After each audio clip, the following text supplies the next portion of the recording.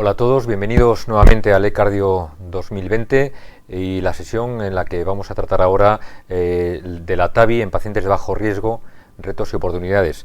Tengo la suerte de estar compartiendo esta sesión con los doctores Pablo Avanzas, el doctor Cristóbal Urbano, y los tres trataremos diversos aspectos de este tratamiento en esta patología. Os recuerdo que podéis enviar vuestras preguntas a través del chat que está habilitado en la misma página web donde se está retransmitiendo esta sesión en directo. Vamos a comenzar con la primera de las tres presentaciones sobre las nuevas evidencias del 2020, la extensión de la indicación de la TAVI a pacientes de bajo riesgo. Realmente ya estamos en un momento en el que hace 2 o 3 años era impensable. Estamos en lo que es era hace poco el futuro de la TAVI, y es que tenemos dos estudios que hace relativamente poco han demostrado que la TAVI en pacientes de bajo riesgo es igual o incluso mejor que la cirugía de sustitución valvular aórtica. Hasta hace poco lo que teníamos era evidencia muy sólida en pacientes inoperables, en pacientes de alto riesgo, en pacientes de riesgo intermedio, con diversos estudios aleatorizados. Y estos estudios, fundamentalmente los últimos de riesgo intermedio, sentaron las bases para modificaciones muy importantes de las guías de práctica clínica de la Sociedad Europea de Cardiología. En estas guías en concreto se recomienda en pacientes mayores de 75 años de riesgo intermedio y que son favorables para la implantación transfemoral de una prótesis valvular aórtica, tratarlos con TAVI en detrimento de la sustitución valvular aórtica con cirugía. Sin embargo, la mayor parte de los enfermos con estenosis aórtica severa son pacientes de bajo riesgo quirúrgico. En esta gran base de datos fueron casi el 80% de los pacientes tenían bajo riesgo quirúrgico, y de ahí la importancia de estos dos estudios que vamos a analizar a lo largo de esta sesión. Hasta ahora teníamos datos indirectos sobre comparaciones no aleatorizadas, y en estos datos indirectos había comparaciones entre pacientes de bajo riesgo tratados con TAVI o pacientes de bajo riesgo tratados con cirugía. Y en este estudio, por ejemplo, que se ve en esta diapositiva, la mortalidad era incluso inferior en pacientes tratados con TAVI en comparación con cirugía a 30 días y en la hospitalización, aunque al año no había diferencias significativas. Y en este otro estudio, el Low Risk TAVI Trial, donde 200 enfermos de bajo riesgo tratados con TAVI se compararon con 200 enfermos comparables, con 719 enfermos comparables tratados con cirugía, también hubo ventajas clínicas, fundamentalmente a costa de menor riesgo de sangrados mayores, menor estancia hospitalaria y una tendencia a menor mortalidad a 30 días. Por último, antes de entrar en estos dos estudios grandes aleatorizados, tenemos un estudio relativamente pequeño, un estudio que fue valiente en su momento porque se llevó a cabo hace varios años, con 280 enfermos que teóricamente eran enfermos de riesgo intermedio, pero en la práctica eran enfermos de bajo riesgo porque la mayor parte eran enfermos con un STS de menos del 4%. Y en este estudio, el estudio Notion, que comparó, como decimos, la cirugía con la TAVI, la mortalidad, ya tenemos datos a 5 o 6 años, fue similar con TAVI que con cirugía. ¿Qué es lo que hace que ahora en el 2020 sea de un tema de enorme actualidad en los pacientes de bajo riesgo? Pues que tenemos dos grandes estudios que han marcado y marcarán las próximas guías de actuación clínica, que han comparado la TAVI con la cirugía de sustitución valvular aórtica en pacientes de bajo riesgo quirúrgico. Los dos estudios, el Partner 3 y el Evolute Low Risk, son estudios diferentes en muchos aspectos. Uno tiene 1000 enfermos, otro tiene casi 1500. Uno se llevó a cabo con una prótesis expandible con balón y otro con una prótesis expandible autoexpandible. Uno tenía un STS de menos del 4% y otro de menos del 3%, pero hay dos aspectos claves que son comunes a los dos estudios. Uno es que el acceso en el brazo de TAVI era acceso transfemoral, en uno el 100%, en otro el 99%, y el otro es que en el brazo de cirugía lo que se llevó a cabo es una sustitución valvular aórtica con una prótesis biológica, es decir, que lo que obtengamos con estos estudios va a servir para comparar la prótesis quirúrgica biológica con la TAVI transfemoral, no con la prótesis metálica ni con TAVI a través de otros accesos. El endpoint primario fue un poco diferente porque en el PARTNER 3 fue la muerte, el ictus o la rehospitalización al año, y en el Evolut Low Risk el endpoint fue a 2 años y no incluyó la rehospitalización, sino que solo incluyó la muerte o el ictus incapacitante. Aquí tenemos el endpoint primario de los dos estudios, a la izquierda el PARTNER 3, a la derecha el Evolut Low Risk, y lo que vemos es que la tasa del endpoint primario fue inferior con TAVI en los dos estudios. En la izquierda vemos que el PARTNER 3 cumplió la no inferioridad, es decir, que la TAVI es no inferior a la cirugía, pero también cumplió la superioridad, es decir, que la tasa de muerte, ictus o rehospitalización fue significativamente inferior en TAVI que con cirugía. Y a la derecha vemos el Evolut Low Risk, donde observamos que no se cumplió la superioridad, pero sí se cumplió la no inferioridad, y la tasa de muerte o ictus fue del 5,3% con TAVI y del 6,7% con cirugía, en este caso a 2 años.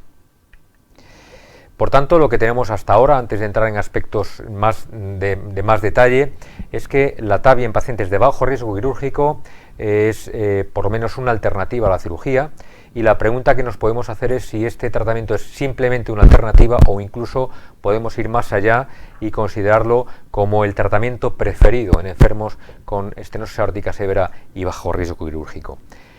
Para analizar esto, como decimos, tenemos que ir más allá y analizar más en detalle los distintos eventos clínicos, y en esta diapositiva lo que observamos es el PARTNER 3. En el PARTNER 3 no hubo diferencias en mortalidad en cirugía y en TAVI, pero hubo 4 aspectos muy importantes positivos en la TAVI con respecto a la cirugía. Uno es que la tasa de ictus fue significativamente menor, casi una tercera parte con TAVI que con cirugía. Otro es la tasa de sangrado mayor importante fue también mucho menor con TAVI que con cirugía, 7,7 versus 25,9. El tercero es que la insuficiencia renal aguda que necesitó alguna terapia de sustitución renal fue también significativamente inferior, y por último la tasa de nueva fibrilación auricular también fue significativamente inferior, mucho menor con TAVI, 7%, que con cirugía, 40%. ¿Qué tenemos con el Evolut Low Risk? Algo parecido, aunque algún parámetro es diferente, pero vemos en común que el sangrado mayor es significativamente inferior también. La insuficiencia renal post procedimiento también es significativamente inferior con TAVI que con cirugía, y también la nueva fibrilación auricular también es mucho menor con TAVI que con cirugía. En este estudio el endpoint que salió desfavorable con respecto a la cirugía fue la necesidad de marcapasos, porque más pacientes tratados con TAVI que con cirugía necesitaron la implantación de un marcapasos definitivo. Por último, hablando de endpoints clínicos importantes, ya hay algún metaanálisis que incluye estos dos estudios junto con el Notion que hemos comentado anteriormente, y junto con el grupo de pacientes con bajo riesgo que fueron incluidos en el estudio SURTAVI, que teóricamente era de pacientes intermedios. Y en este metaanálisis lo que podemos es ver que la mortalidad con TAVI fue significativamente menor que con cirugía, 2,1 versus 3,5%. Fueron estadísticamente significativas y hubo una reducción de casi el 40% en términos relativos de la mortalidad con TAVI que con cirugía. En este mismo metaanálisis la mortalidad cardiovascular también fue significativamente menor con TAVI que con cirugía, y la tasa de ictus también fue significativamente inferior con TAVI que con cirugía. Hay otros datos también muy importantes, aparte de los datos de evolución clínica, datos como por ejemplo la estancia hospitalaria. La estancia hospitalaria fue menos de la mitad con TAVI que con cirugía, tanto en el estudio PARTNER 3 como en el estudio Evolut Low Risk. Y en cuanto a los datos hemodinámicos hay que analizar dos aspectos. Uno es la tasa de regurgitación paravalvular y el otro son los gradientes. En cuanto a la tasa de regurgitación paravalvular, aquí sí que vemos diferente comportamiento de los dos tipos de prótesis, la expandible con balón utilizada en el PARTNER 3 y la autoexpandible utilizada en el Evolut Low Risk, porque en el Partner 3 no hubo diferencias significativas entre la TAVI y la cirugía, insuficiencia perivalvular, pero sí que hubo diferencias significativas en favor de la cirugía en cuanto a la insuficiencia perivalvular en el estudio Evolut Low Risk.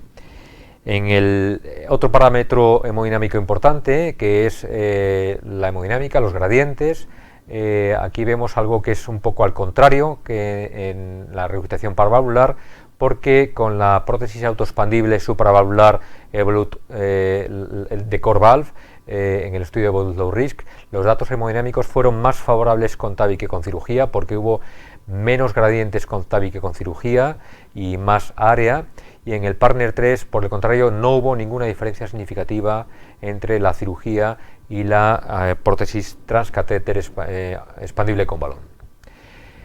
Esto es muy importante cuando analizamos los gradientes, sobre todo en algunos subgrupos importantes de enfermos, cuando analizamos un hallazgo ecocardiográfico, un hallazgo hemodinámico, que es el mismatch.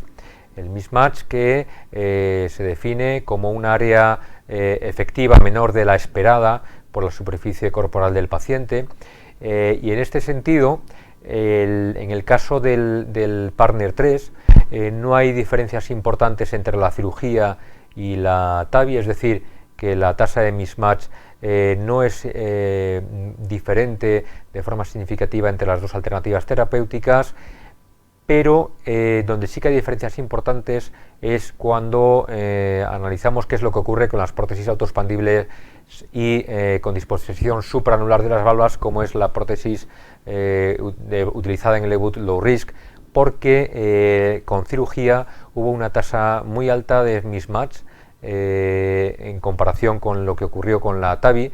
En concreto, la tasa de mismatch fue de casi el 24% con cirugía y solo menos del 7% con TAVI.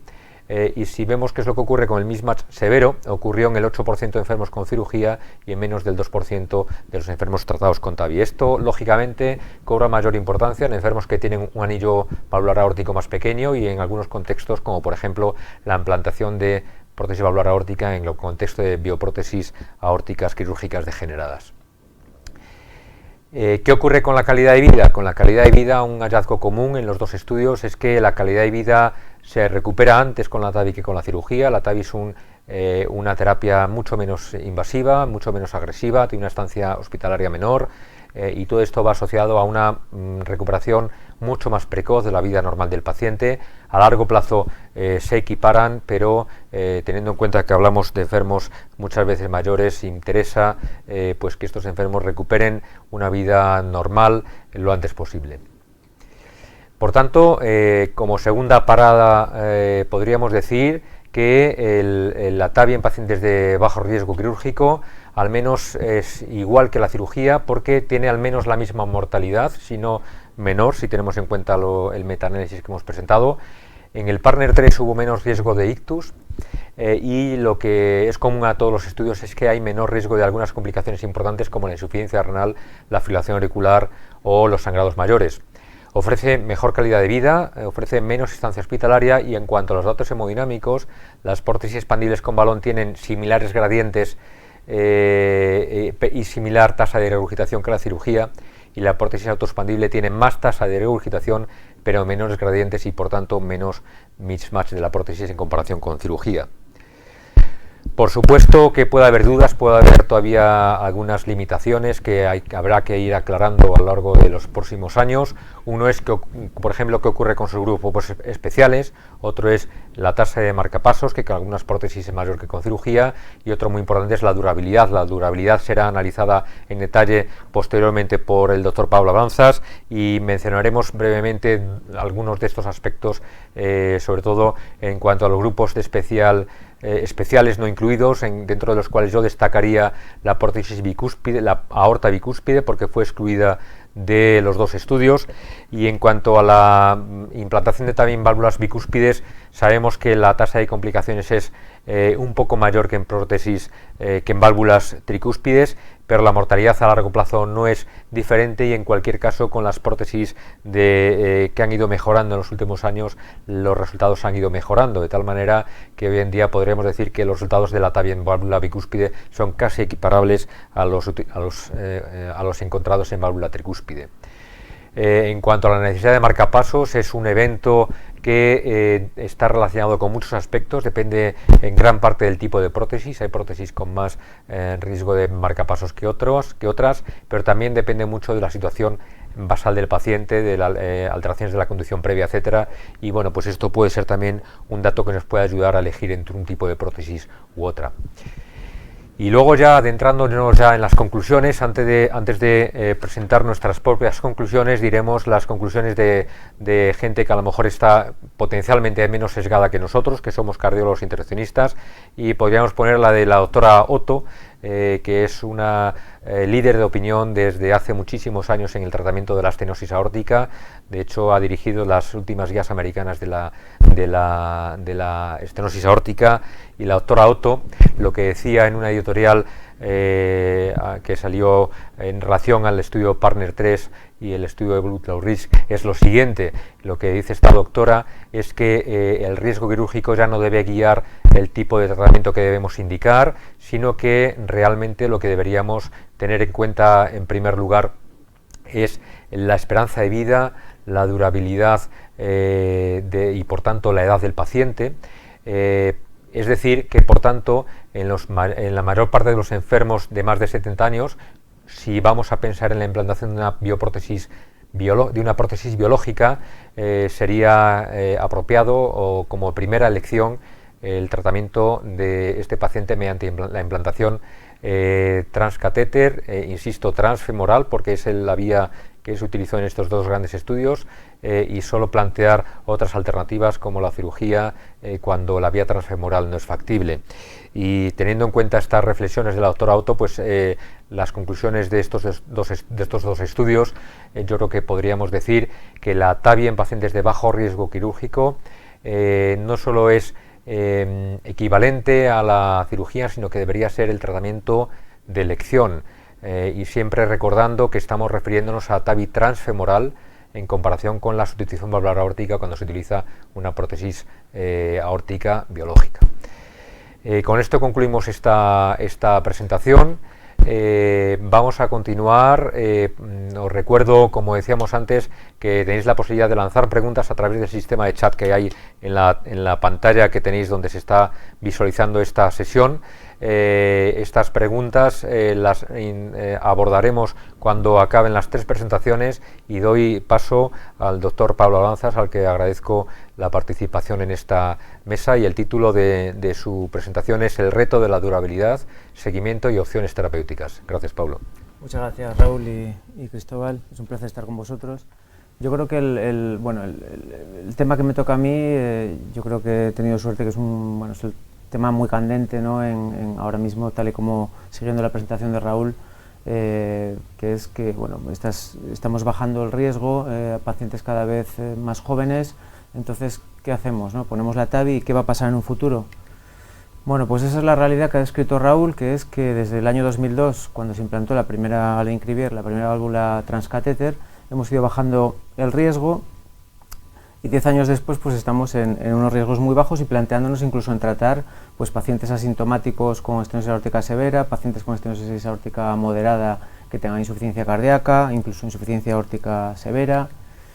Y eso, ese cambio de paradigmas, fruto del resultado de los estudios, se demuestra en los datos, y de hecho estos son datos de Estados Unidos recientes, donde se ve que el implante de las TAVIs ha crecido en progresión geométrica, duplicando prácticamente cada 2 años desde el año 2014, y las prótesis quirúrgicas tímidamente tienen un descenso, pero se mantienen en las cifras del 2014. Hay artículos que incluso autores que, en la línea de lo que nos ha comentado Raúl, pues que dicen que las indicaciones del recambio valvular quirúrgico pues hoy día vienen condicionadas por cuando tengamos problemas a poner una TAVI, ¿no? ¿Qué casos sugieren? Pues pacientes con enfermedades concomitantes como enfermedad coronaria, que tengan otras valvulopatías donde haya que actuar, que tengan ortopatía, que haya que cambiar, hacer algún recambio de la aorta, que tenga un riesgo anatómico excesivo, porque tenga un anillo muy pequeño, bueno, que tengan malos accesos vasculares y no podamos usar la vía transfemoral, o que tengamos un riesgo muy alto de complicaciones, de, bueno, pues de ictus, etcétera, ¿no? Entonces, bueno, pues todos estos resultados de los procedimientos los hemos mejorado mucho a base de una selección de los pacientes adecuada por los HeartTeam. Los dispositivos se siguen desarrollando con catéteres de liberación que son más seguros. Cada vez conocemos mejor las técnicas de implante, vamos aprendiendo, ¿no?, a implantar de mejor forma, y tenemos además un protocolo de manejo posterior de los pacientes también en muchos hospitales donde, bueno, pues se intenta seguirlo y, bueno, y hay pautas muy definidas en cuanto al implante del marcapasos, el transitorio, todo esto que nos generaba problemas hace años. El único punto que nos queda ahora es confirmar la durabilidad a largo plazo de estas válvulas, ¿no? Entonces, llegados un poco a este punto, tenemos que definir durabilidad, qué queremos medir, ¿no? ¿Qué significa que dure una válvula? ¿Cómo definimos que una válvula falla? Es otra forma de decirlo. Bueno, pues podemos analizar qué factores están asociados a la degeneración protésica, que tienen que ver con tres variables, ¿no? La primera sería pues aquellas variables que dependen específicamente del procedimiento, es decir, pues que haya algún problema al cargar la válvula, que con el crimpado, con la carga, con la posdilatación, que queden a lo mejor gradientes transvalvulares o flujos anómalos, que la válvula no quede completamente apuesta al anillo. Por otra parte, tendríamos variables que dependen del paciente, pues sabemos que hay ciertas variables que predisponen a una degeneración de una bioprótesis, como la diabetes, el síndrome metabólico, dislipemia, que hay una disregulación del metabolismo fosfocálcico, que hay algún tipo de trastorno inmune. Y finalmente, pues tenemos los factores relacionados con la prótesis en sí, ¿no? Que la prótesis, bueno, pues no puede pasar, ¿no?, como ha pasado con prótesis quirúrgicas, que haya algún tipo de imperfección en el diseño, que dejen mucho mismatch, como antes ha comentado Raúl, que las prótesis pues tengan unos tamaños que no sean adecuados, que no tenga un material adecuado antimineralización. Entonces, bueno, pues estos son los tres factores que, si analizamos los mecanismos de degeneración valvular, bueno, pues si tenemos una válvula normal, los factores relacionados con el procedimiento nos llevarían a un deterioro no estructural de la válvula, es decir, pues podríamos tener problemas de trombosis de las valvas, podríamos tener problemas de endocarditis, que dejásemos algún leak paravalvular. Esto en algunos casos pues puede condicionar que un tratamiento médico conlleve a una vuelta a una válvula normal. Las situaciones reversibles serían en las que vienen con las flechas de color rojizo, y las negras son situaciones irreversibles, ¿no? Puede pasar que eso lleve a un deterioro estructural ya de la válvula, igual que todos los factores relacionados con el paciente y con la prótesis, pues todo ello puede llevar ya a una degeneración intrínseca de la válvula, que tengamos rasgadas las valvas, bueno, pues que tengamos calcificaciones severas que lleven a un deterioro hemodinámico, y finalmente pues que nos lleven a tener que recambiar la válvula porque se considera que ha fallado. Estos mecanismos bueno, pues están implicados en los distintos tipos, y la clasificación ahora normalizada a raíz de un artículo de consenso del doctor Capodano, dividimos los tipos de degeneración bioprotésica en cuatro, que es el deterioro valvular estructural, que este es el que se debe a mecanismos intrínsecos permanentes de la válvula, trombosis de las valvas, endocarditis, o finalmente el deterioro no estructural de la válvula, que esto haría relación pues a malposición de la válvula, mismatch, que dejemos leaks periprotésicos. Luego volveremos un poco al documento de consenso. Una diapositiva sobre la trombosis protésica subclínica, que a medida que las técnicas de imagen pues van avanzando y son más potentes, vamos viendo que hay algunas, bueno, pues en algunos estudios que han sido muy meticulosos con la recogida de datos, objetivan que las valvas a veces tienen una movilidad reducida o que tienen una atenuación y un engrosamiento de las valvas, y todo esto se da hasta en un 10-15% de los estudios que los tienen ahí en la tabla. Llegados a este punto, que bueno, hemos detallado un poco los factores, mecanismos, ¿cómo definimos que una válvula está degenerada? Bueno, pues hasta el año 2017 tenemos ahí, les aconsejo que lean este artículo, bueno, son las recomendaciones americanas, hasta 20 definiciones distintas había hasta el año 2017 de degeneración de la válvula. Saben que tradicionalmente no se consideraba que una válvula fallaba cuando era cambiada, ¿no? Entonces esto ha supuesto un cambio de paradigma para de alguna manera hablar todos el mismo idioma, ¿no? Y decir, bueno, esta válvula ha degenerado por estas características. Tenemos dos documentos de consenso, uno europeo del doctor Capodano y el otro de Beer, americano. Entonces, básicamente los dos, bueno, pues definen la degeneración de forma similar, pero tiene cada uno sus propias características. Capodano introduce lo que es el fallo de la válvula, que veremos a continuación, y De Beer incide, yo creo que la novedad es que incide en que sistematiza cómo hay que hacer el seguimiento y qué hay que hacer en función de los hallazgos, ¿no? El estadio 0 de De Beer, que no está definido por Capodano, pues es simplemente que una válvula con respecto al implante que funcione bien, que tenga unos gradientes medios por debajo de 20, que no tenga insuficiencia aórtica significativa y que no tenga ningún tipo de deterioro estructural de la válvula, en concreto de las valvas. Si nos vamos a estadios posteriores, pues Capodano introduce dos conceptos: el concepto de deterioro morfológico, que es que tenga que ver con alguna alteración que se vea por imagen en las valvas, y el deterioro hemodinámico, que puede ser moderado o severo en función de los gradientes transprotésicos, incremento con respecto al basal o en absoluto que pasen de una cifra, ¿no? Y bueno, pues el De Beer hace una clasificación en estadio 1, 2S en función si es estenosis, 2R si es regurgitación, RS si es el mecanismo mixto, y finalmente el deterioro más severo, que sería el estadio 3, que es el deterioro hemodinámico severo, ya pues con las clásicas cifras de gradientes transprotésicos medios por encima de 40 milímetros de mercurio. Finalmente Capodano introduce el término de fallo de la válvula, que esto sería pues que se demuestre en una autopsia que haya obligado la situación a una reintervención o que se objetive un deterioro hemodinámico severo, ¿no? Esas son las tres condiciones que podrían cualificar para fallo de la válvula. Entonces, llegados a este punto, que ya sabemos lo que queremos medir, pues vamos a ver cuánto duran las válvulas que estamos poniendo, las válvulas percutáneas, ¿no? Pues los estudios clásicos, esto es un estudio propio de antes de la definición de Capodano. Lo que hacíamos pues era ver los pacientes más antiguos que teníamos, los seguíamos, cada uno, bueno, pues aplicaba una definición más o menos acorde a lo que había en ese momento. Nosotros elegimos esos tres criterios y con una mediana de seguimiento de 6 años, el grado de disfunción protésica, el porcentaje era de 5,5%. Estos son datos de los 3 hospitales que empezamos en España poniendo la válvula de Corval, de Medtronic. Y entonces, como podéis ver, llama la atención que, claro, son pacientes que eran añosos, de perfil de riesgo, ¿no? La supervivencia pues, a 6 años es baja, pero si nos fijamos a expensas de que estos son la mortalidad de causa cardíaca, ¿no?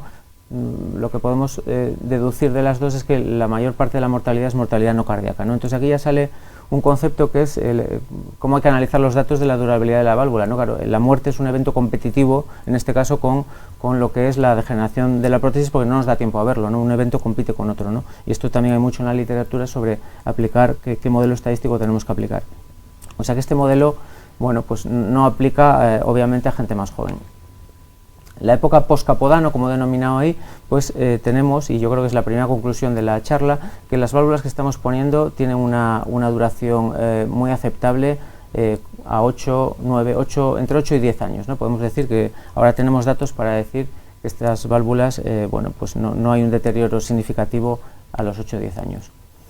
¿Qué pasa cuando bajamos el riesgo, ¿no? Que no necesariamente es bajar la edad, pero bueno, pues lo que tenemos, que este es un estudio que tiene un seguimiento en pacientes de bajo riesgo, nombró antes Raúl, con un seguimiento a 5 o 6 años, pues vemos que el deterioro estructural de la válvula era superior en las prótesis quirúrgicas comparado con la TAVI, y los parámetros hemodinámicos, tanto los gradientes como los orificios, eran mejores en las válvulas percutáneas. ¿Cómo tenemos que hacer el seguimiento de la degeneración bioprotésica? El consenso de Capodano, pues yo creo que lo que incide es que cuando tenemos un deterioro estructural de la válvula que es moderado, pues indica el hacer un ecocardiograma de estrés o incluso reevaluar en 6 meses, ¿no? Si hay sospecha de trombosis, esto también es algo que, bueno, pues últimamente se está en las guías, considerar a ver si hay algún indicio de que pueda ser una trombosis protésica subclínica y considerar incluso la anticoagulación. Si, por supuesto, si es una endocarditis, pues su tratamiento específico. Este es, yo creo que el punto clave del seguimiento de las bioprótesis, ¿no? Que aquí claramente pues tenemos muy detallado, según el estadio de De Beer, lo que deberíamos hacer, que ya les adelanto que básicamente son unos seguimientos con eco anuales mientras no haya problemas, y luego ya ir bajando 6-12 si hay algún tipo de anomalía, o incluso 3-6 si ya los grados son más avanzados. Intervención a partir de los grados ya que están en rojo, 2 RS sintomático y 3. Y bueno, pues aquí sí que claramente pues dan unas indicaciones de tratamiento.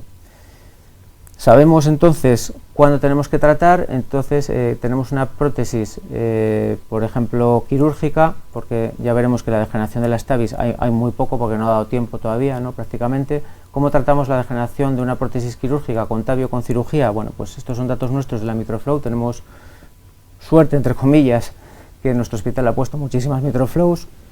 Están degenerando y tenemos pues buen material para implantar TAVIs, y hemos hecho pues un estudio de propensity score comparando con el tratamiento quirúrgico. A nosotros nos sale que, bueno, según lo que nosotros elegimos, los resultados son comparables. Sin embargo, acaba de salir un estudio con un tamaño muestral mucho mayor, en el que se ve que el tratamiento de la degeneración protésica con una TAVI es mejor que la cirugía en términos de mortalidad, en términos de implante de marcapasos, en términos de transfusión y de rehospitalización.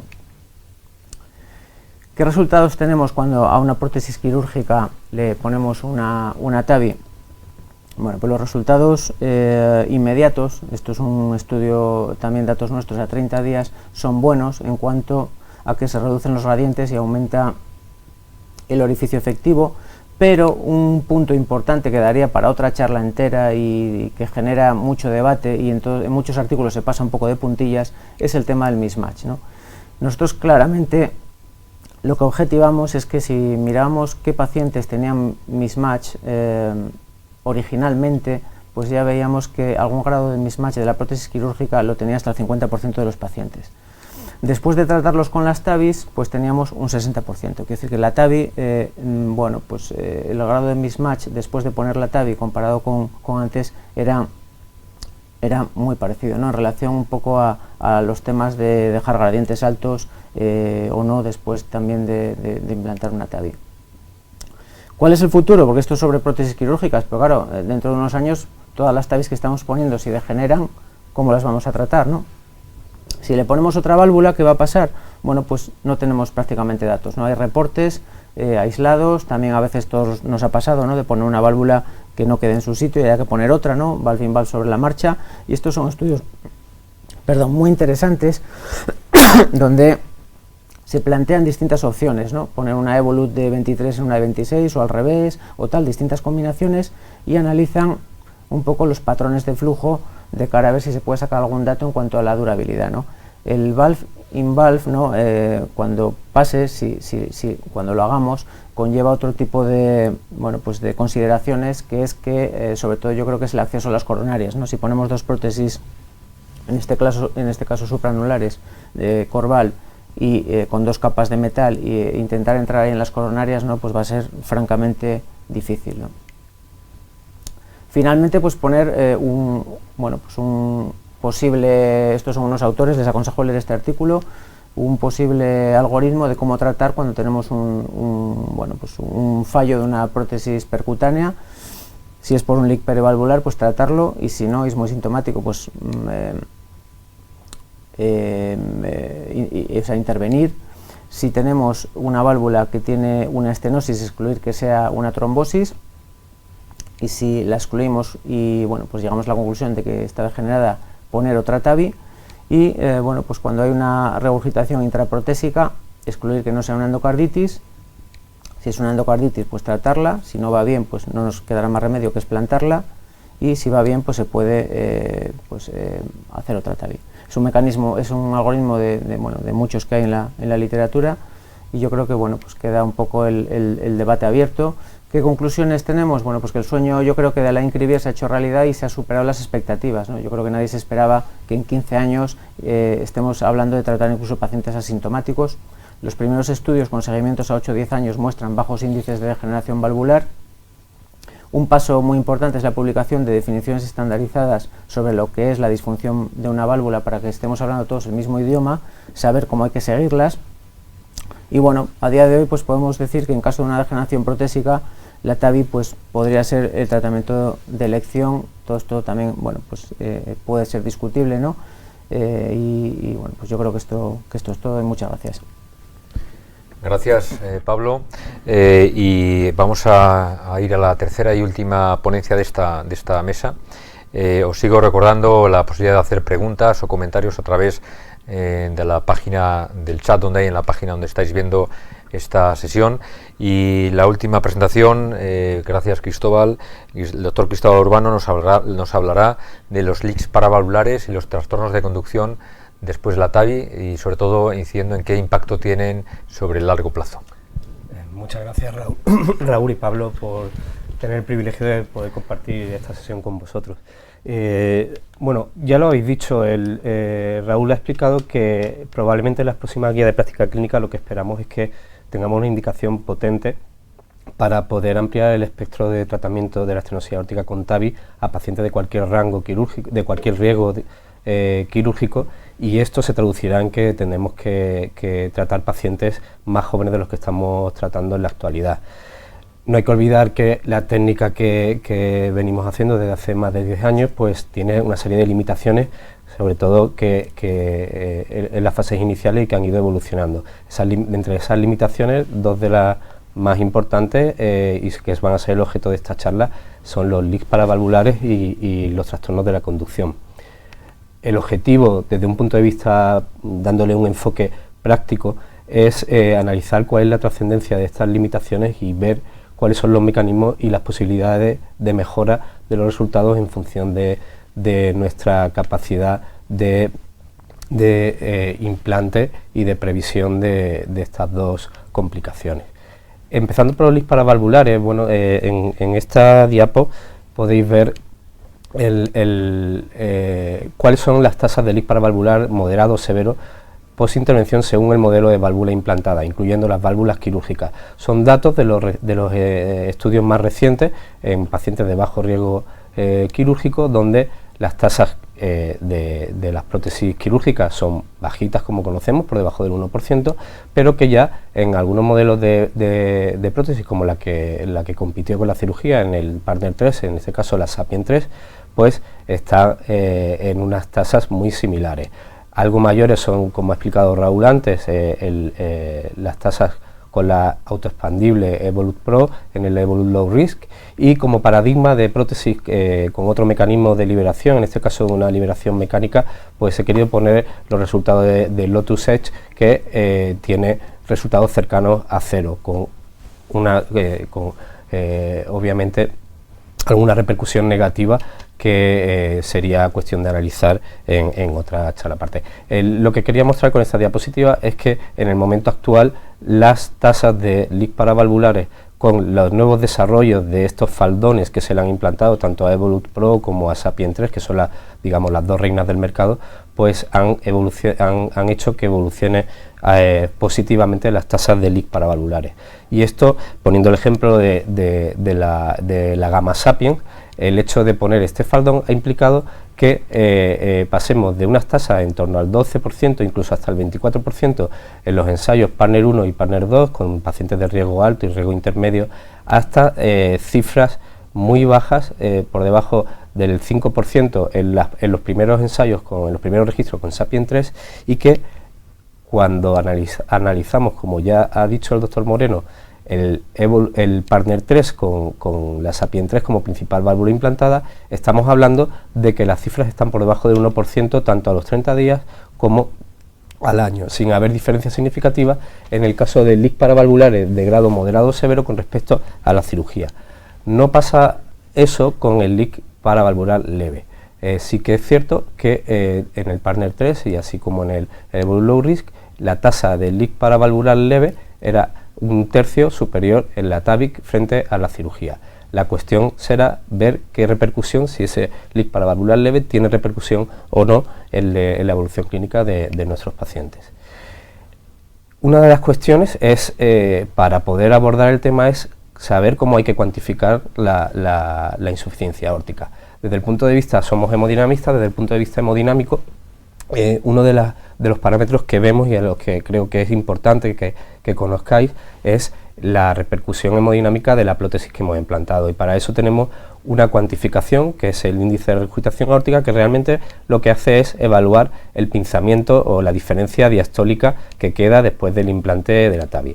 Conforme mayor sea el grado de insuficiencia aórtica, las diastólicas tienden a igualarse y por tanto dificulta la perfusión coronaria y va a traducirse en un peor resultado clínico en seguimiento a largo plazo de nuestros pacientes.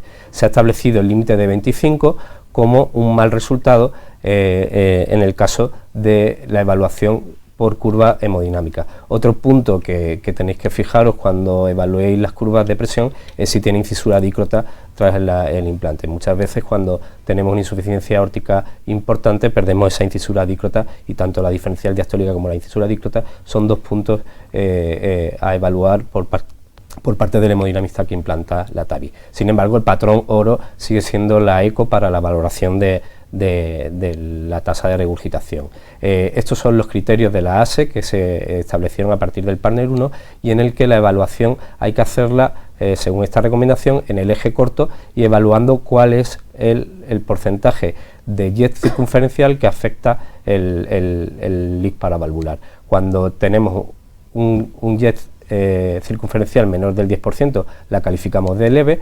Cuando tenemos un leak por encima de un 30% ocupando la circunferencia de ese eje corto, pues tenemos que calificar la insuficiencia como severa. Esto ha creado debate, porque cuando analizáis los estudios de seguimiento a largo plazo del leak paravalvular, en muchos de los estudios no había un collapse central, incluso cambiaban los criterios en algunos del seguimiento, y esto se ha achacado a las diferencias que podía haber en el resultado a largo plazo y a las modificaciones en el seguimiento de los leaks paravalvulares en algunos estudios. Esto parece que en los estudios que ha analizado Raúl sí que había un collapse central con unos criterios estandarizados y que se han cumplido en el seguimiento. Hemos hablado de la capacidad de valoración de la IAO mediante hemodinámica, mediante eco, pero fundamentalmente nos basamos en el laboratorio para la valoración inmediata de la TAVI en la angiografía. Y si tomamos como patrón oro para la evaluación de la insuficiencia valvular la resonancia, me parece muy elegante este estudio en el que se analiza cuál es la capacidad de predicción de estas cuatro modalidades en cuanto a la mortalidad a largo plazo predicha por un mal resultado con alguna de estas cuatro técnicas, y precisamente en la que nos basamos para tomar las decisiones agudas, que son la angiografía y el índice de regurgitación aórtica, son las que menos capacidad de predicción de mortalidad tienen a largo plazo. Está demostrado que si la eco cuando tenemos calificado de un leak paravalvular con insuficiencia más que moderada, o una resonancia magnética con una fracción de regurgitación de más del 30%, sí que predicen un peor resultado en cuanto a mortalidad a largo plazo de nuestros pacientes. Incluso este artículo se atreve a hacer un planning, un esquema de actuación en función de estos resultados. ¿Qué es lo que nos puede hacer predecir que va a haber que vamos a tener un leak paravalvular en nuestros pacientes? Bueno, pues si haces la búsqueda en PubMed podéis volveros locos buscando, identificando infinidad de predictores. He hecho con un ejercicio de simplificación, lo he querido resumir en tres conceptos clave.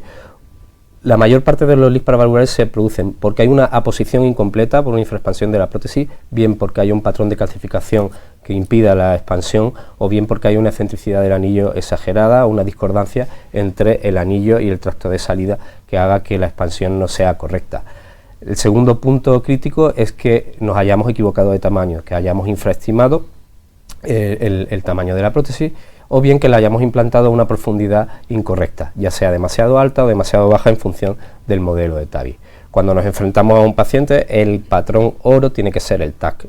No hay que implantar una TAVI a día de hoy sin haber previsto qué es lo que nos puede pasar analizando la imagen con TAC. Y cuando encontramos este tipo de imagen, esos dientes de calcio que bajan hacia el tracto de salida, es cuando tenemos que afinar mucho y optimizar bien la elección del tamaño, la elección del tipo de prótesis y sobre todo el deployment para evitar los leaks paravalvulares.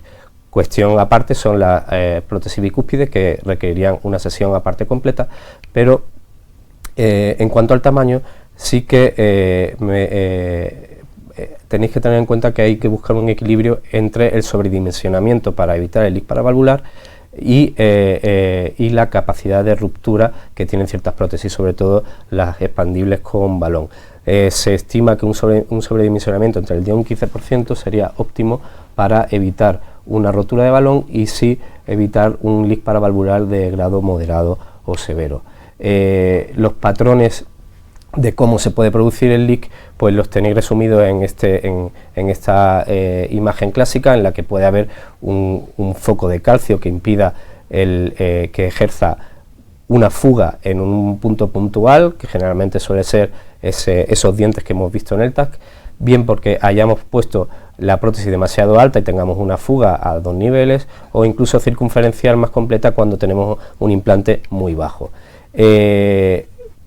Una vez que sabemos la cuantificación, como hemos visto, tenemos que ver qué relevancia clínica tiene, y esto nos llevó a una discusión importante con los primeros resultados del PARTNER 1 a 2 y 5 años, en el que el leak paravalvular leve se comparaba en resultados clínicos negativos al leak paravalvular moderado o severo. Esto fisiopatológicamente no tenía mucho sentido, y siempre se ha hablado de los posibles factores de confusión que serían los pacientes de muy alto riesgo quirúrgico, que tenían una mortalidad cercana al 80% en el seguimiento, y que por tanto probablemente el leak influiría poco en la mortalidad de los pacientes. Nos quedamos mucho más tranquilos cuando vimos el PARTNER 2 a 2 años, donde ya esas curvas de leak paravalvular leve tenían una supervivencia por cualquier causa de mortalidad superponible a los pacientes en los que no quedaba ningún grado de leak, y por otro lado los leak moderados o severos sí que tenían una mayor mortalidad. Esto, además, me ha parecido muy interesante este artículo publicado por la Clínica Mayo, que aunque es retrospectivo, sí que nos da información interesante. Primero, el leak se comporta igual cuando se produce por una prótesis quirúrgica que por una TAVI, esto hay que tenerlo en cuenta. Y en segundo lugar, cuando se analiza a los pacientes de alto riesgo quirúrgico, cualquier grado de leak paravalvular no tiene influencia significativa en la mortalidad. La mortalidad es alta teniendo cualquier tipo de grado de leak paravalvular, lo cual encaja con los datos encontrados en el PARTNER 1. Sin embargo, cuando analizábamos los pacientes de bajo o riesgo intermedio, sí que veíamos que los leak moderado o severo sí tenía una mayor mortalidad, pero que el leak leve no tenía una mortalidad incrementada significativamente con respecto a los que no tenían leak, y eso concuerda con el PARTNER 3. Con el PARTNER 2, perdón. ¿Qué medidas podemos tomar para reducir el PV leak? Pues durante el procedimiento, básicamente nuestra herramienta va a ser la posdilatación, o bien la recolocación mediante lazos en el caso de una prótesis autoexpandible, o incluso, como ha apuntado Pablo en alguna ocasión, la necesidad de una TAVI en TAVI, teniendo en cuenta la salida de las coronarias.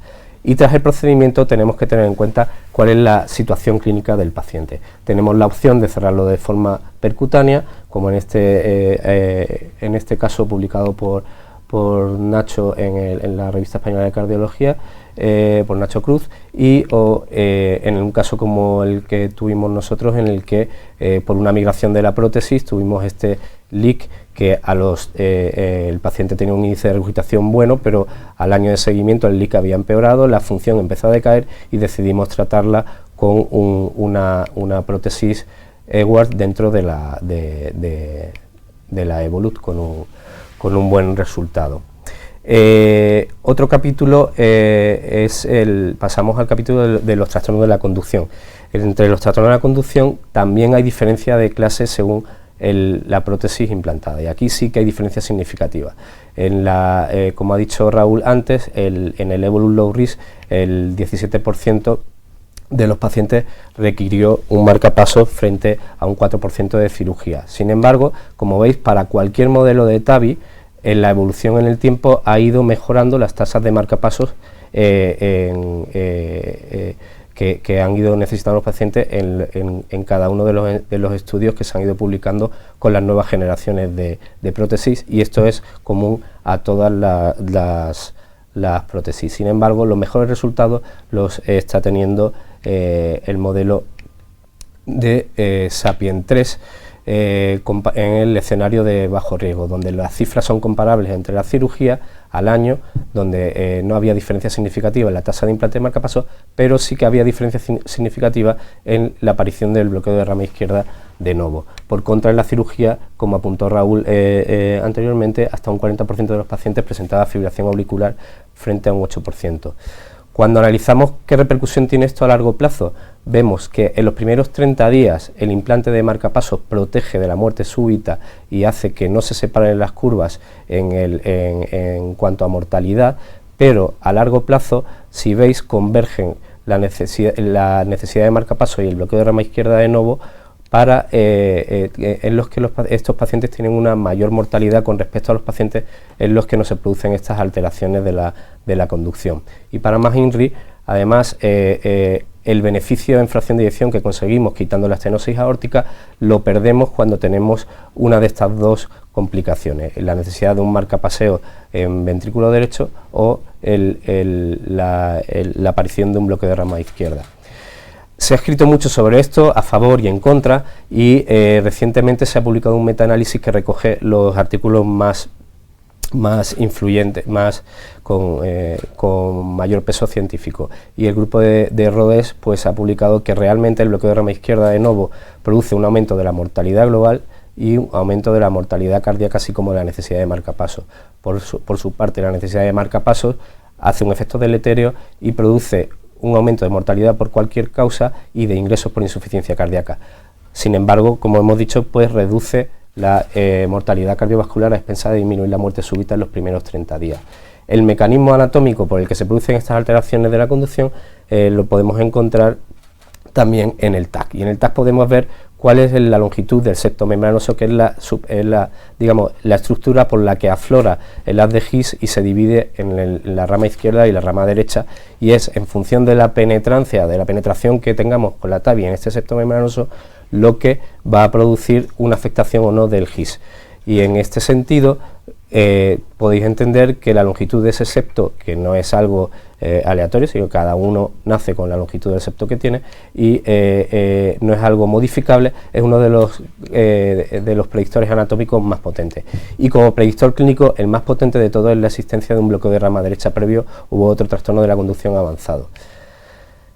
Esto se ha visto en este ensayo, en este estudio, en el que el hecho de que el implante sea más profundo que el septo membranoso hace que la tasa de marcapasos sea muy alta y que la probabilidad sea muy alta. Por tanto, tenemos que ir a un implante lo más alto posible. Y es que el implante lo hacemos no en el anillo verdadero, sino en un anillo virtual que trazamos en los puntos más bajos de la cúspide y que generalmente lo veníamos haciendo en un plano coplanar en el caso de la válvula expandible o en el caso de la Corval. Sin embargo, los métodos de implante tienen mucho que ver en los resultados de esta compresión del haz de His. Por ejemplo, y esto es adaptado del doctor Gada, es una técnica de solapamiento de las cúspides coronariana izquierda y coronariana derecha, que nos permite una técnica de liberación más alta en la prótesis autoexpandible Corval. Es un ejemplo para ver cómo un cambio en el modelo, en la técnica de implante, puede traducirse en una disminución de las tasas de marcapasos al poder ir a una posición más aórtica en el implante. Os recomiendo que reviséis este artículo del grupo de Rhodes, en el que se hace un consenso sobre cómo hay que manejar estos trastornos de la conducción, fundamentalmente haciendo peso en la existencia de un bloqueo de rama previo y cómo tenemos que manejar tanto el marcapaseo temporal como la indicación de marcapaseo definitivo en función de los trastornos que encontremos. Hemos visto que los efectos potenciales deleterios de la necesidad de marcapaso y de bloqueo de rama izquierda, tanto en la TAVI como en la cirugía, pueden llevarnos a un peor resultado en nuestros pacientes, y quedan una serie de necesidades no cubiertas. Probablemente, en cuanto a la necesidad de marcapaso, lo más importante sea verificar que ese efecto deleterio de una estimulación en punta de ventrículo derecho podemos solventarlo en algunos pacientes haciendo un upgrade a una estimulación más fisiológica, una estimulación con bien biventricular o incluso con las tendencias actuales hacia estimular en el GIS o en la propia rama izquierda. Para terminar, pues decir que los leaks y las alteraciones de la conducción son entidades que pueden llevar una mala evolución clínica tanto en TAVI como en cirugía, no hay que olvidarlo, que en los dos escenarios, que la evolución de la TAVI hacia un espectro de pacientes más jóvenes tiene que hacernos ser mucho más exigentes para reducir las tasas de estas dos complicaciones, que realmente con la evolución técnica hemos disminuido los eventos tanto de LIS paravalvular como de implante de marcapasos, pero que los seguimientos que tenemos a largo plazo son referidos a pacientes que probablemente no son los que estamos implantando, y que los pacientes de mayor riesgo con modelos de TAVI antiguo no son buenos patrones para ver realmente qué repercusión clínica tiene a largo plazo, y uno de los ejemplos pues es el leak paravalvular leve, ¿no? Creo que no hay un efecto de clase, no todas las TAVI son iguales, y como hemos comprobado pueden tener distintos resultados en función de la técnica de implante del modelo, y que las nuevas modalidades de estimulación fisiológica pueden jugar un papel importante en la mejora de los resultados de los pacientes en los que finalmente tengamos una necesidad real de marcapasos. Muchas gracias. Muy bien. Muchas gracias, Cristóbal. Tenemos, yo creo que han sido unas presentaciones muy interesantes. Tenemos ahora 15-20 minutos para dudas que se nos planteen, preguntas. De momento, aparte de preguntas, nos mandan muchos saludos de muchos sitios, no solo de España, sino también fuera de España, de México, de Venezuela. Y tenemos aquí alguna pregunta muy interesante. Una, la lanzo a los dos, ¿no? Sobre el tema del costo, ¿no? El tema de la TAVI tiene el problema de que es un dispositivo caro, más caro que la prótesis implantada con cirugía, pero ¿qué pensáis que puede, es esto un problema? ¿No es tanto costo? ¿Hay que tener en cuenta otros aspectos como la estancia hospitalaria? ¿Qué pensáis? Hombre, sí que es verdad que, claro, si planteamos, hemos puesto el escenario extremo de la TAVI, ¿no? O sea, prácticamente todo el espectro de estenosis aórtica, tratarlo, hombre, yo creo que con las situaciones económicas actuales de muchos países, esto parece difícil de asumir así de una forma directa, ¿no? Otra cosa es, yo creo, lo que tú has dicho, que a lo mejor no hay que mirar solo el coste de la prótesis, sino a lo mejor hay que mirar más a largo plazo si hay diferencias en cuanto, bueno, pues a otros cuadros clínicos que se pueden desarrollar en el seguimiento, y que también pues pueden provocar un reingreso, una rehospitalización, ¿no? Pero yo creo que sí que es innegable que así a priori, ¿no?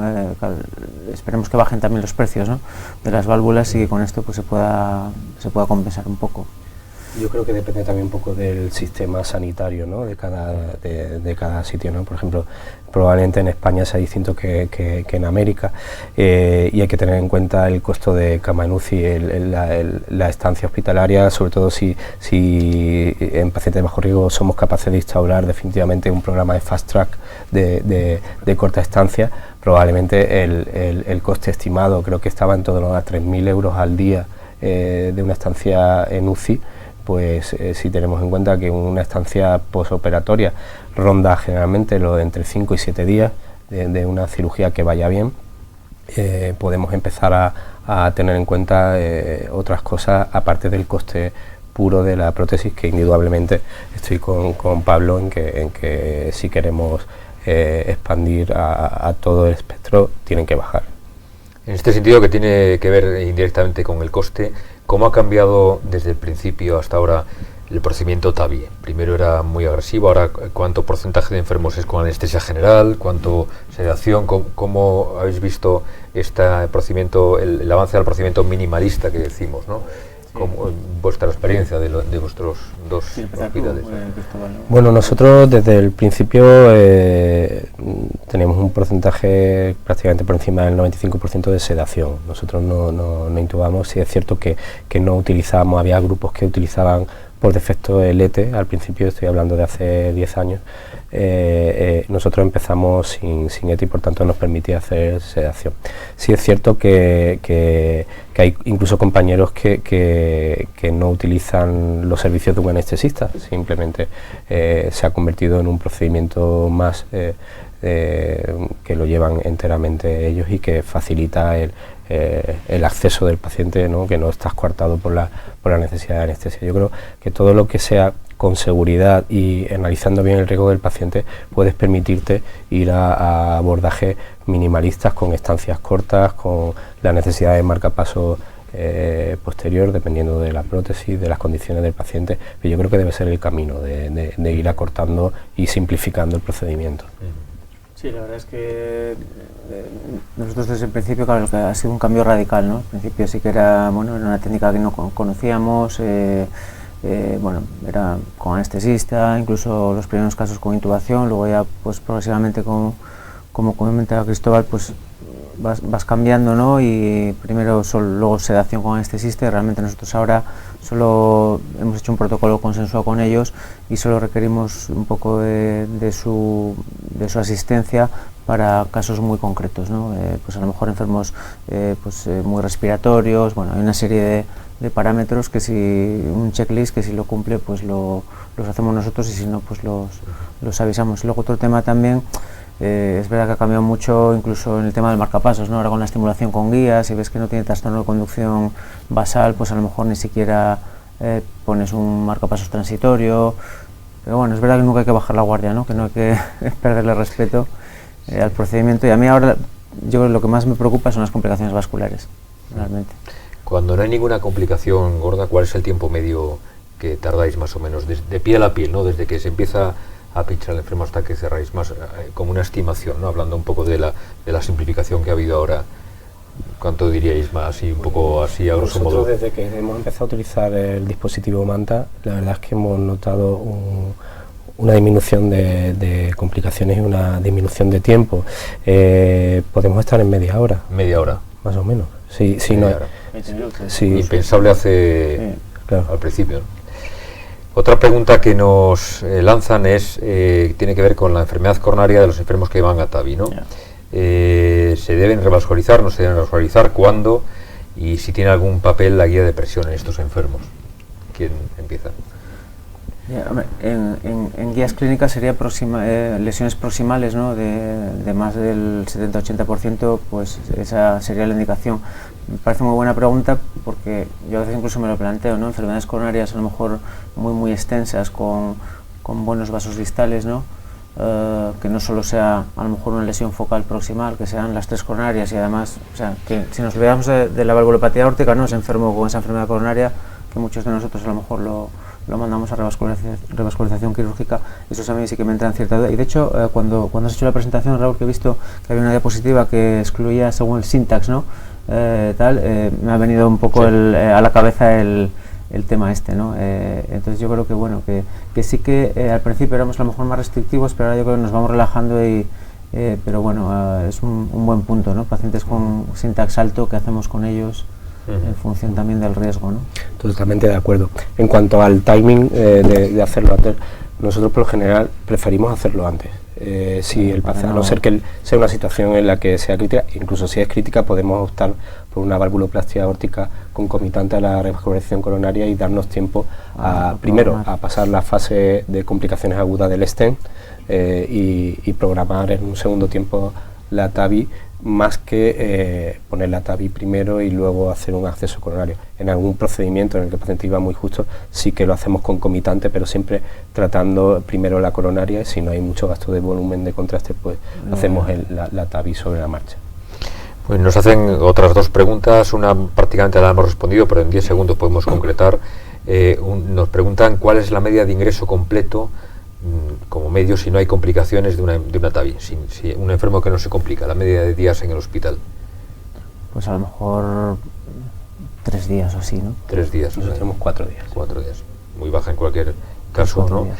También nos preguntan desde Perú, nos saludan y nos preguntan desde Perú sobre el precio también, ¿no? Allí el precio es muy alto. Nos pregunta que esto cómo se podría bajar, y bueno, esto también es algo en países donde menos se implanta es más caro el precio. Imagino que esto a medida cuando hay más enfermos que se tratan, el precio baja. Nosotros de hecho en España, a medida que se ha ido extendiendo el tratamiento, cada vez va bajando poquito a poco el precio, ¿no? No sé, es que ahí entra, Claro. ahí entra una parte que no controlamos Claro. los cardiólogos, ¿no? Claro. Que es el marketing, ¿no? Sí, sí que es cierto que en algunos países de Latinoamérica, pues el precio es más alto que en España, y ¿no? de hecho hemos vivido incluso con los stents, ¿no? Que a veces salen ciertos dispositivos con precios incluso superiores, ¿no? Que puede pasar también con el tema de las válvulas, ¿no? Que se considera un salto de generación y que el precio sea incluso mayor. Aquí yo creo que de media se está rondando los 16.000 euros más o menos, ¿no? Sí. Entre 13 la menos, 14 las que menos, Sí, y 18 la que más o menos, ¿no? Creo, y por lo menos en Andalucía. Sí. Bueno, mientras van cayendo más preguntas, tenemos todavía unos minutos y una pregunta para Pablo sobre la durabilidad. El pericardio, las válvulas que tenemos se diferencian en muchas cosas, y una de las que se diferencian es el pericardio de las válvulas, si es pericardio bovino o porcino. ¿Eso tiene alguna importancia? Al principio se pensaba que podría tener, ¿la tiene, no la tiene? Mira, esto lo estuve hablando precisamente con un cirujano antes de ayer de nuestro centro, que además le encantan estos temas, Dani Vaquero, ¿no? Claro, si vamos un poco a las prótesis quirúrgicas, tenemos bovino y porcino. Bovino serían las que dejan mejor perfil hemodinámico, pero que la duración está más limitada, ¿no? Que sería en el caso de la Mitroflow y la Trifecta. Y la Mitroflow, pues en concreto, pues nosotros antes lo comenté, bueno, hay una degeneración muy precoz, ¿no? Y bueno, pues por eso también la gran serie que tenemos de Valve es por eso, ¿no?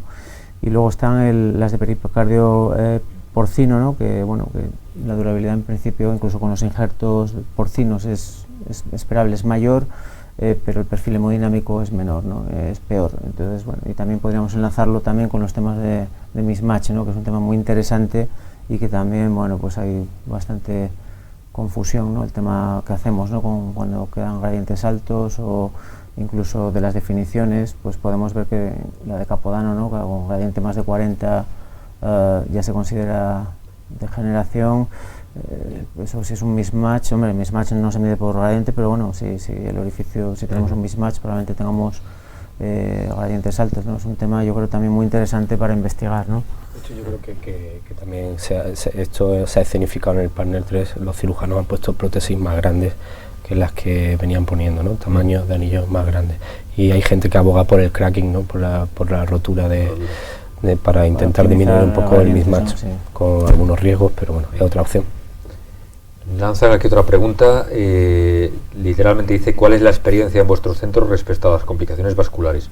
Yo aquí analizaría cómo ha ido evolucionando esto a lo largo del tiempo y más o menos qué porcentaje de enfermos necesitan operarse o poner un stent. Hombre, yo creo que esta técnica nos ha enseñado que hemos tenido que aprender a manejar complicaciones vasculares, ¿no? Y de hecho al principio todo nos ha pasado que sí, todo va muy bien, pero en el momento que tienes una complicación gorda, ¿no? Y aquello empieza a sangrar, ya sabes que tienes un tiempo muy limitado de respuesta. Nosotros al principio, pues incluso en algún caso hacíamos oclusión con balón y cirugía, pero la verdad es que la experiencia fue muy mala y decidimos pues tirar por la vía de hacerlo en la sala, ¿no? Hubo mucha polémica al principio, que si poníamos unos stents, que tampoco sabíamos si iban a durar, si no iban a durar, pero yo creo que hoy día es una práctica un poco, ahora me decís vosotros, ¿no? Una práctica extendida, intentar arreglar la complicación allí. Los cierres vasculares, como ha dicho Cristóbal, también están evolucionando mucho, pero bueno, yo creo que hay que estar preparado y hay que tener material, ¿no? Que es lo básico. Y en cuanto a las complicaciones, pues es verdad que las tenemos, ¿no? Yo no sabría decirte ahora en nuestro centro, pero también depende de los operadores, ¿no? Si la técnica está confinada, porque al final es así, ¿no? El que tiene más experiencia tiene menos complicaciones. Si está confinada solo, a lo mejor en algunos hospitales, a 1 o 2 operadores, o es un hospital donde hay muchos operadores, ¿no? Son muchas variables, ¿no? Yo no sabría decirte un dato, pero lo que no vamos a negar es que tenemos complicaciones vasculares como todo el mundo, ¿no? Y yo creo que es nuestra espina, y a mí personalmente, ya lo he dicho, es lo que más miedo me da.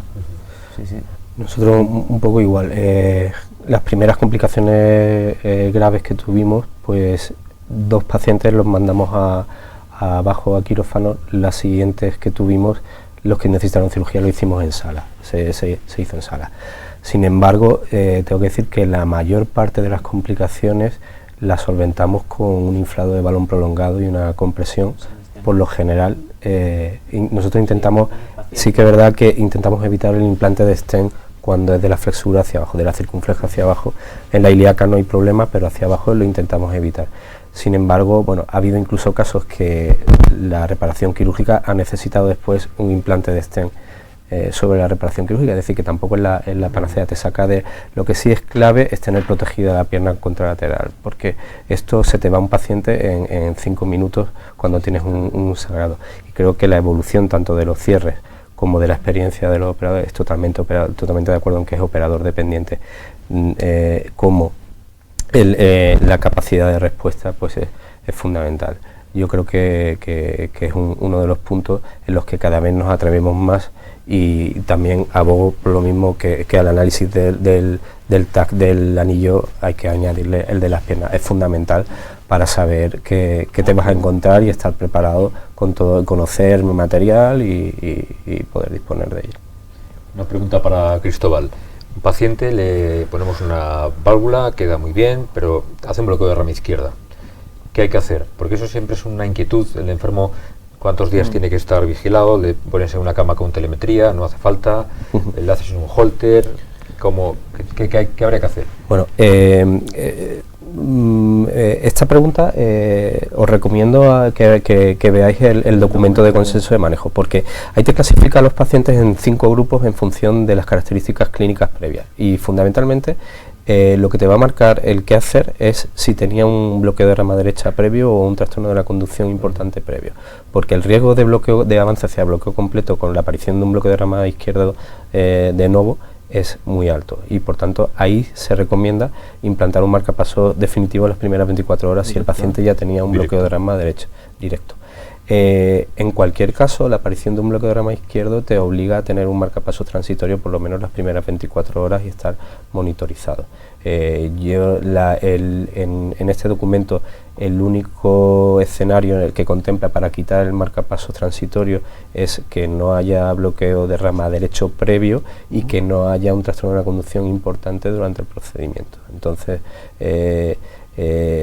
eso dice que el consenso, y realmente yo creo que es lo que se hace en la mayoría de los sitios, lo dejas al menos monitorizado 24 horas, pero con un bloqueo de rama izquierda de nuevo, con un antecedente de trastorno de la conducción, probablemente sea el paciente en el que no te pueda jugar una muerte súbita en los 30 días siguientes al implante de TAVI.